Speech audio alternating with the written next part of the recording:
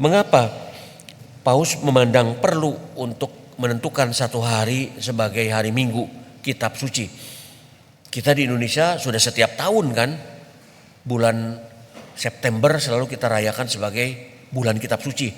Diawali dengan minggu pertama sebagai Minggu Kitab Suci. 1 bulan penuh setiap minggu kita diajak berkumpul untuk merefleksikan bacaan-bacaan dari Kitab Suci yang ditetapkan oleh para uskup untuk direnungkan selama 1 tahun itu. Ada 4 alasan Paus mengajak kita untuk memberi perhatian 1 hari Minggu dalam 52 minggu setahun untuk secara istimewa melihat peranan Kitab Suci bagi hidup orang Katolik. Pertama, untuk mempererat hubungan umat beriman dengan Kitab Suci, supaya kita lebih erat dengan Kitab Suci, supaya kita merasa Kitab Suci bukan sesuatu yang harus jauh dari kita dan kita tidak memberi perhatian. Dengan demikian kita bisa memastikan sabda Allah menjadi bagian integral dalam kehidupan kita. Apapun gerak kehidupan kita, kemanapun kita melangkah, kepada siapapun kita bertemu, kita selalu digerakkan oleh sabda Allah yang sudah terintegrasi di dalam diri kita, sudah mendaging di dalam diri kita, sehingga apapun yang kita lakukan selalu diwarnai oleh Kitab Suci. Kita tahu diri, kita sadar diri, setiap tindakan kita, perkataan kita apakah sesuai dengan Kitab Suci atau tidak. Yang kedua, untuk memberi penghormatan terhadap Kitab Suci, Paus Fransiskus ingin mengajak umat untuk menghormati, mendengarkan, merenungkan, dan menghidupi sabda Tuhan sebagai pedoman hidup. Dengan kata lain, menjadi pelita bagi kaki dan terang bagi perjalanan kita. Mengajak untuk menghormati. Saya yakin umat yang hadir di sini pagi ini sangat menghormati Kitab Suci. Kitab Suci disimpan dengan baik supaya benar-benar di tempat yang terhormat, ya kan? Kalau perlu jangan kita sentuh, kotor nanti. Oh, kita hormati masa kita kotori kan? Kita simpan dan kita lihat dari jauh Alkitab kita. Kita hormati. Oleh karenanya mendiang Paus Fransiskus tidak mengatakan hanya untuk menghormati, kemudian mendengarkan. Sabda itu dibacakan di dalam perayaan Ekaristi, sabda itu dibacakan juga dalam keluarga-keluarga dan kelompok-kelompok umat, dan kita mendengarkan Tuhan mau berbicara apa. Menghormati, mendengarkan, setelah didengarkan apa? Direnungkan. Iya ya, benar ya. Waduh, saya salah kalau begitu. Oh, kemarin teman saya seperti itu, berarti dia benar, saya yang salah. Kita didorong, diajak untuk memahami bahwa tindak tanduk kita, sikap kita, perkataan kita apakah sesuai atau tidak, dan menghidupi sabda Tuhan sebagai pedoman hidup. Artinya kita tidak membiarkan hidup kita suka-suka mau berjalan kemanapun juga, tetapi ada panduan, yaitu Kitab Suci. Maka dikatakan sabda Allah adalah pelita bagi kaki kita. Kemanapun kita melangkah, di situ ada sabda Tuhan, dan terang bagi jalan kita yang menerangi kita mau ke arah mana. Yang ketiga, saudara-saudari yang terkasih, untuk membentuk, menguatkan panggilan misioner di dalam hati orang-orang Katolik. Sabda Allah dipandang sebagai kekuatan yang memanggil umat untuk menjadi misionaris, utusan, saksi kasih Allah bagi sesama. Semangat misioner ditumbuhkan di dalam diri kita ketika kita menyadari bahwa sabda Allah tidak boleh tersimpan hanya di dalam hati kita. Sabda Allah harus disampaikan, diwartakan kepada orang lain, supaya orang lain pun mampu memahami sabda Tuhan dan dibimbing oleh sabda Tuhan di dalam hidupnya. Tugas misioner. Para suster sini ada 1, 2, 3. Ada 3 misionaris itu. Mereka mau seperti itu, ngapain ya? Karena dibimbing dan dikuatkan oleh kitab suci untuk mewartakan apa yang mereka dengar, mereka hayati.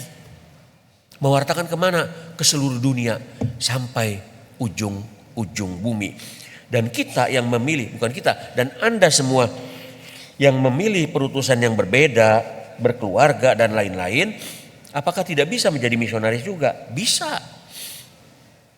Di dalam keluarga menanamkan sikap itu.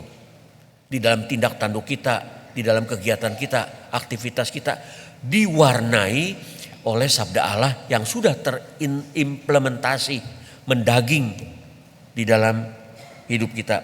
Dan yang keempat, Paulus ingin mengajak kita untuk melihat dimensi ekumenis, kebersamaan antara orang Katolik dengan orang-orang Kristen lain. Maka penetapan hari Minggu biasa ketiga sebagai Minggu Sabda Allah berada di dalam pekan doa sedunia untuk umat Kristen. Kita masih berada hari ini penutupan. Tahun ini setiap tahun mulai 18 sampai 25. Sekarang tanggal berapa? 25 ya. Berarti sekarang penutupan. Dan di gereja ini setiap hari di dalam misa pagi kita mendoakan untuk kesatuan umat Kristen. Oleh karenanya ditempatkan di situ supaya semua umat Allah menyadarinya. Saudara-saudara yang terkasih, hari Minggu Sabda Allah adalah saat bagi kita untuk mulai sebuah transformasi, sebuah perubahan sikap hidup. Pasti ke arah yang lebih baik. Kita diingatkan apakah sejauh ini kitab suci memang menjadi satu alat yang membuat kita berubah dari A menjadi A aksen 1, A aksen 2 dan lain-lain. Dari yang kurang sempurna, dari yang tidak sempurna menjadi kurang sempurna, menjadi sempurna dan menjadi sangat sempurna meskipun tidak mudah. Saudara-saudara yang terkasih, di dalam Injil tadi dikatakan, Injil Matius, ketika mendengar bahwa Yohanes Pembaptis telah ditangkap, Yesus menyingkir ke Galilea. Ia meninggalkan Nazaret dan diam di Kapernaum. Kalau di peta kita lihat dari sini Nazaret, dari sini Nazaret pergi ke Galilea, di tepi danau Galilea. Di situ ada kota yang bernama Kapernaum.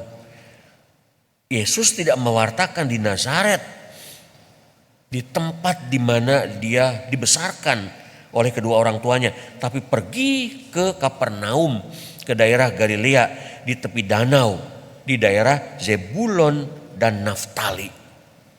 Daerah yang di dalam perjanjian lama tidak diperhitungkan sama sekali. Dan kita dengar tadi dalam bacaan pertama yang dibacakan digambarkan seperti apa Nabi Yesaya menubuatkan. Kalau dulu Tuhan merendahkan tanah Zebulon dan tanah Naftali, kata Nabi Yesaya, kemudian hari Tuhan akan memuliakan jalan ke laut itu. Daerah seberang sungai Yordan, wilayah bangsa-bangsa asing, daerah Galilea itu. Dan Yesus membuktikan bahwa mujizat-mujizat yang dilakukannya tidak terjadi di Nazaret, kota tempat dia dibesarkan. Tapi di mana? Di Kapernaum, yang jauh dari tempat dia tinggal. Di Kapernaum itulah ada banyak mujizat yang terjadi. Mengapa? Karena dia adalah terang besar yang dinanti-nantikan sejak zaman Nabi Yesaya perjanjian lama, dan terwujud ketika sang terang ini mewartakan kabar sukacita. Saudara-saudari yang terkasih, dalam bacaan kedua, Rasul Paulus dalam suratnya kepada jemaat di Korintus menasihati kita semua. Aku menasihati kamu demi Tuhan kita Yesus Kristus, supaya kita ini seia sekata. Jangan ada perpecahan di antara kamu. Hendaknya kamu erat bersatu, sehati sepikir. Tidak ada perselisihan di antara kamu. Karena pada waktu itu di Korintus terjadi perselisihan yang kuat sekali.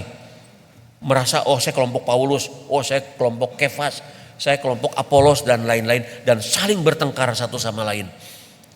Rasul Paulus menasihati mereka, seia sekata, membangun kebersamaan, membangun persaudaraan itu jauh lebih penting. Dalam hal ini saya ingin berbicara dengan yang sedikit terkait kontekstual dengan kehidupan kita di keuskupan ini.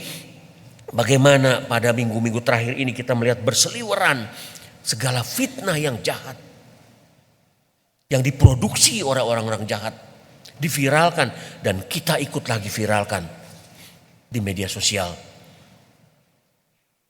atau melalui grup-grup WA yang memecah belah umat, yang memfitnah gereja sebagai yang jahatnya luar biasa. Saya mengajak kita semua sebagai umat Katolik, mari sadar diri. Mari kita mendengar dari seluruh pihak.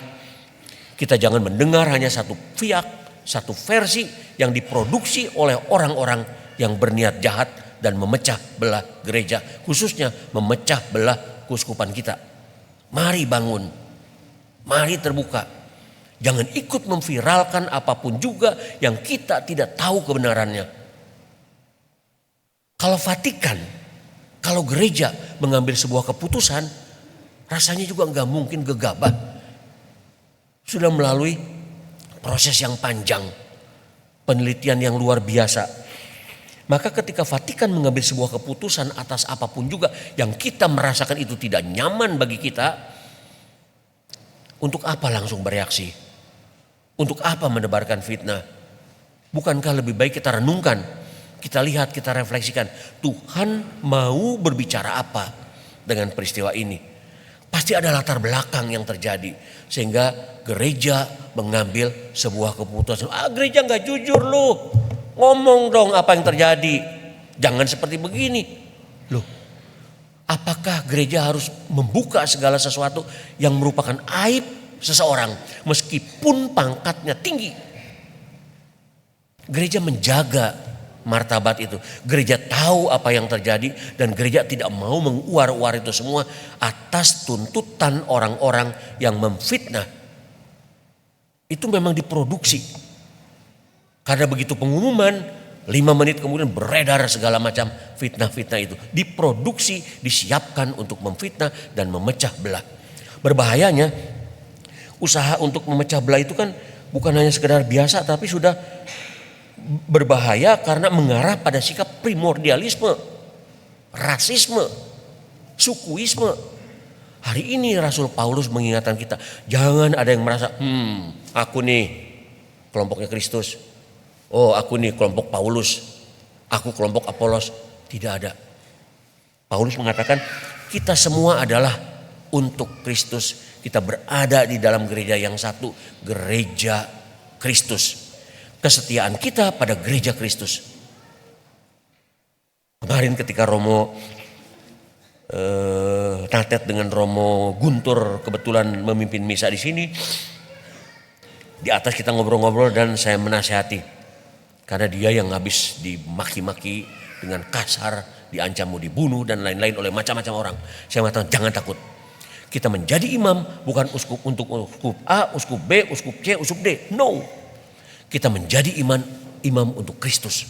Kristuslah yang kita panggul, kita pikul, kita bawa, kita wartakan. Maka jangan pernah takut. Kristus yang kita jaga, yang kita rawat, yang kita pelihara gerejanya. Sebagai pemilik, dia akan merawat dan menjaga kita juga. Melindungi kita dari kekuatan jahat apapun juga yang ditebarkan melalui fitnah-fitnah. Susahnya fitnah itu keluar dari orang-orang besar, orang-orang berjubah. Mari kita sadar diri. Kita bersatu. Karena yang kita imani adalah gereja Kristus. Bukan gereja yang lain. Amin.